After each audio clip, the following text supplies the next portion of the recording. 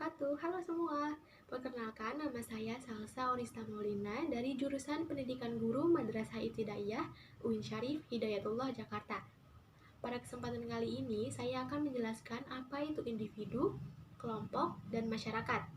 Sebelumnya, teman-teman udah pada tahu belum nih apa itu individu, kelompok, dan masyarakat? Kalau belum tahu, mari kita belajar bareng-bareng. Sebelum masuk pada materi, saya akan menjelaskan apa sih itu manusia. Baik, manusia merupakan makhluk sosial di mana manusia tidak dapat hidup tanpa adanya orang lain. Hal ini mengindikasikan bahwa dalam diri setiap manusia terdapat keinginan sekaligus kebutuhan untuk menjalankan kehidupan bersama individu yang lain dan menciptakan hubungan sosial. Lalu, pengertian dari individu apa? Kata individu itu sendiri dari bahasa Yunani loh teman-teman, yang artinya tidak terbagi, di mana dalam ilmu sosiologi, individu diartikan sebagai sebuah organisasi atau seseorang yang bebas atau tidak terikat dengan organisasi yang lebih baik dalam hal tindakan, pikiran, maupun tingkah laku. Sebagai individu, manusia memiliki ciri dan karakteristiknya masing-masing, di mana ciri khas tersebut tidak persis sama dengan individu lainnya. Bahkan sekalipun terlahir kembar, selalu terdapat perbedaan mendasar, seperti bentuk fisik maupun sifatnya. Ciri seorang individu tidak hanya mudah dikenali melalui ciri fisik, setidaknya ada 3 aspek penting bagi individu, yaitu aspek sosial, aspek fisik, dan aspek psikologis. Semua aspek di dalam individu tersebut akan saling berkait dan saling mempengaruhi. Sehingga jika salah satu aspek tersebut rusak, aspek lainnya juga ikut rusak. Sebagai individu yang hidup di lingkungan sosial, individu memiliki peran penting dan bisa mempengaruhi lingkungannya. Hal inilah yang kemudian disebut sebagai individu sosial, yang mempengaruhi dan dipengaruhi oleh orang lain. Lalu bagaimana sih ciri-ciri individu? Pada dasarnya, setiap individu memiliki ciri-ciri yang unik dan berbeda satu dengan lainnya. Ciri-ciri individu secara umum yaitu ada beberapa poin teman-teman. Yang pertama, individu memiliki raga atau jasmani yang khas yang membedakan satu dengan lainnya, meskipun memiliki ciri umum yang sama sebagai manusia. Yang kedua, individu memiliki pikiran, perasaan, kehendak, dan hasrat sehingga dapat menetapkan kenyataan, interpretasi situasi, menetapkan aksi dari luar dan dalam dirinya. Yang ketiga yaitu individu memiliki kepribadian dan bakat yang berbeda satu dengan lainnya. Yang keempat, individu memiliki tingkah laku yang khas dan berbeda satu dengan lainnya. Yang kelima, ada individu memiliki naluri untuk bertahan hidup, naluri untuk mempertahankan keturunan, dan naluri untuk mencari kepuasan. Dan yang terakhir, individu akan memiliki karakteristik yang sama dengan individu lainnya yang berada dalam kelompok yang sama. Lalu bagaimana dengan karakteristik individu? Nah teman-teman, karakteristik individu ini juga setiap manusia memiliki berbeda-beda loh karakteristiknya. Menurut John, Donahue, dan Cantle, terdapat 5 karakteristik individu, yaitu yang pertama, openness to experience, yaitu karakteristik individu yang terbuka terhadap pengalaman baru, baik berupa ide maupun imajinasi. Umumnya, individu yang memiliki karakteristik ini suka berpikir secara mendalam, cerdik, kreatif, artistik, memiliki rasa ingin tahu yang tinggi, inovatif, dan sering merefleksikan diri. Dan yang kedua ada consciousness, yaitu karakteristik individu yang sangat berhati-hati dan penuh pertimbangan dalam melakukan suatu tindakan. Umumnya, individu dengan karakter ini memiliki disiplin yang tinggi, rajin, dapat diandalkan, bertanggung jawab, serta bekerja dengan cermat dan terperinci. Yang ketiga yaitu ada extraversion, yaitu karakteristik individu yang terbuka dan nyaman bila berinteraksi dengan orang lain. Umumnya individu dengan karakter ini senang bergaul, ramah, antusias, mudah bersosialisasi, dan tegas.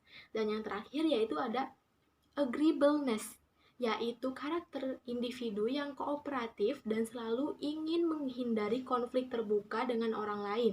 Umumnya individu dengan karakter ini suka menolong, tidak egois, bisa dipercaya, penuh perhatian, dan tidak menyukai perselisihan.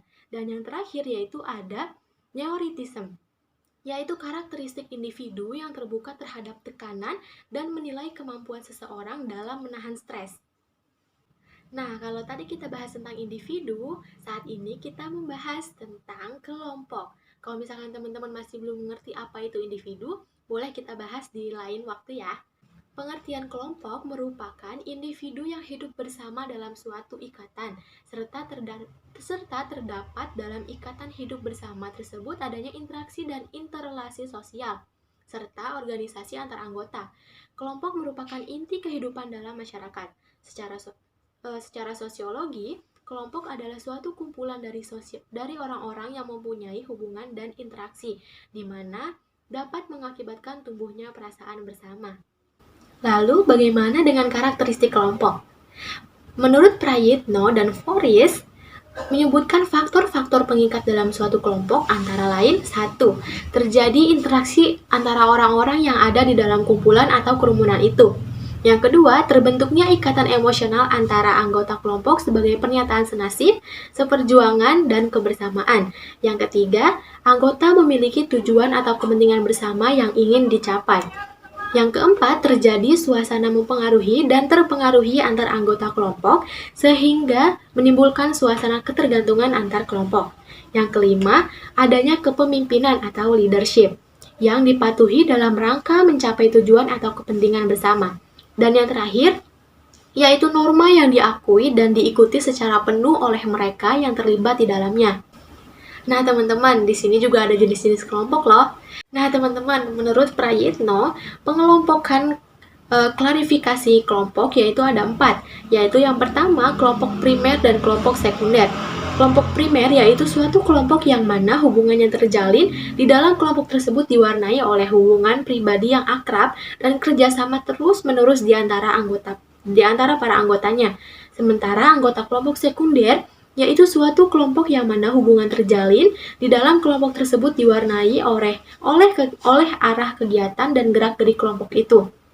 Yang kedua, ada kelompok sosial dan kelompok psikologikal. Pada kelompok sosial, tujuan yang hendak dicapai biasanya tidak bersifat pribadi, melainkan merupakan suatu tujuan bersama dan untuk kepentingan bersama para anggota kelompok. Sementara itu, kelompok psikologikal yaitu kelompok yang dibentuk atas dasar mempribadi atau personal, di mana para anggota kelompok biasanya didorong oleh kepentingan antar pribadi. Nah, yang ketiga, kelompok terorganisasikan dan kelompok tidak terorganisasikan. Kelompok yang terorganisasikan yaitu suatu kelompok yang terbentuk berdasarkan tata aturan yang disepakati secara bersama dan bersifat tegas. Masing-masing anggota pada kelompok terorganisasikan memainkan peranan tertentu. Ciri utama pada kelompok terorganisasikan ialah adanya pemimpin atau leader yang secara jelas mengatur dan memberi kemudahan serta mengawasi jalannya peranan masing-masing anggota kelompok.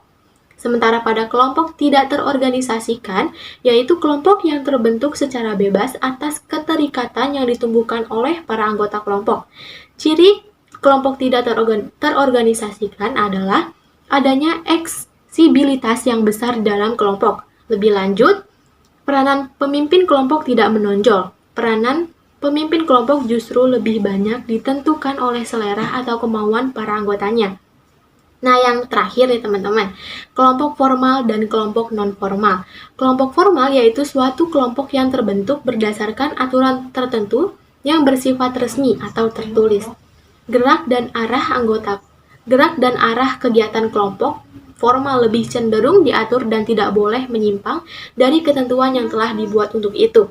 Sedangkan kelompok informal yaitu suatu kelompok yang dibentuk dan tidak didasarkan pada hal-hal resmi. Sebagaimana pada kelompok formal, pada kelompok informal ini merupakan gerak dan arahnya kegiatan kelompok itu merupakan lebih didasarkan oleh kemauan, kebebasan, dan atau selera orang-orang yang terlibat di dalamnya. Nah, teman-teman, di sini saya akan menjelaskan bagaimana sih manusia sebagai makhluk sosial.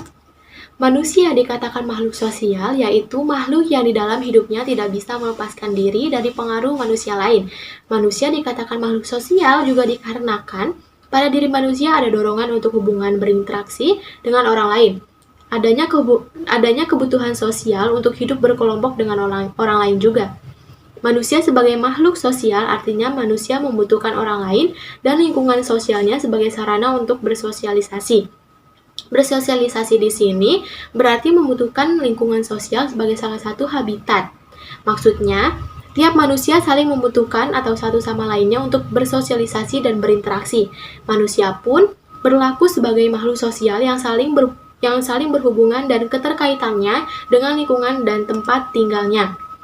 Manusia bertindak sosial dengan cara memanfaatkan alam dan lingkungannya untuk menyempurnakan serta meningkatkan kesejahteraan hidupnya demi keberlangsungan hidup sejenisnya. Namun, potensi yang ada dalam diri manusia itu hanya mungkin berkembang bila ia hidup dan belajar di tengah-tengah manusia. Untuk bisa berjalan saja, manusia harus belajar dari manusia lainnya. Dapat disimpulkan bahwa manusia dikatakan makhluk sosial dengan beberapa alasan, yaitu yang pertama, ada dorongan untuk berinteraksi. Yang kedua, manusia tunduk pada aturan norma sosial. Yang ketiga, manusia memiliki kebutuhan untuk berinteraksi dengan satu sama lainnya. Dan yang keempat, potensi manusia akan benar-benar berkembang apabila ia hidup di tengah-tengah manusia. Nah teman-teman, kita masuk pada pembahasan yang terakhir, yaitu tentang masyarakat. Masyarakat adalah sekumpulan manusia yang saling bergaul, dalam istilah ilmiah adalah saling berinteraksi. Suatu satuan manusia dapat mempunyai prasarana melalui warga-warganya untuk dapat saling berinteraksi. Definisi lain, masyarakat adalah kesatuan hidup manusia yang berinteraksi menurut suatu sistem adat istiadat tertentu yang bersifat kontinu dan yang terikat oleh suatu rasa identitas bersama. Masyarakat terbentuk melalui hasil interaksi yang kontinu antar individu. Dalam kehidupan bermasyarakat selalu dijumpai saling mempengaruhi antar kehidupan individu dengan kehidupan bermasyarakat. Kesimpulannya, masyarakat adalah sekumpulan kesatuan hidup manusia yang berinteraksi menurut suatu sistem adat istiadat tertentu yang bersifat kontinu dan yang terikat oleh suatu rasa identitas bersama. Kontinuitas merupakan kesatuan masyarakat yang memiliki keempat ciri, yaitu yang pertama, interaksi antar warga-warganya. Yang kedua, adat istiadat. Yang ketiga, kontinuitas waktu. Dan yang keempat, rasa identitas kuat yang mengikat semua warganya. Nah, alhamdulillah teman-teman, kita semua sudah sampai pada akhir dari video ini. Sebelumnya saya mohon maaf apabila terdapat kesalahan dalam pengucapan maupun isi materi, karena kesalahan terdapat hanya pada saya dan kesempurnaan hanya terdapat pada Allah Subhanahu wa taala. Saya Salsa Orista Maulina dan Tidi dan Coki pamit undur diri. Wassalamualaikum warahmatullahi wabarakatuh. Bye bye.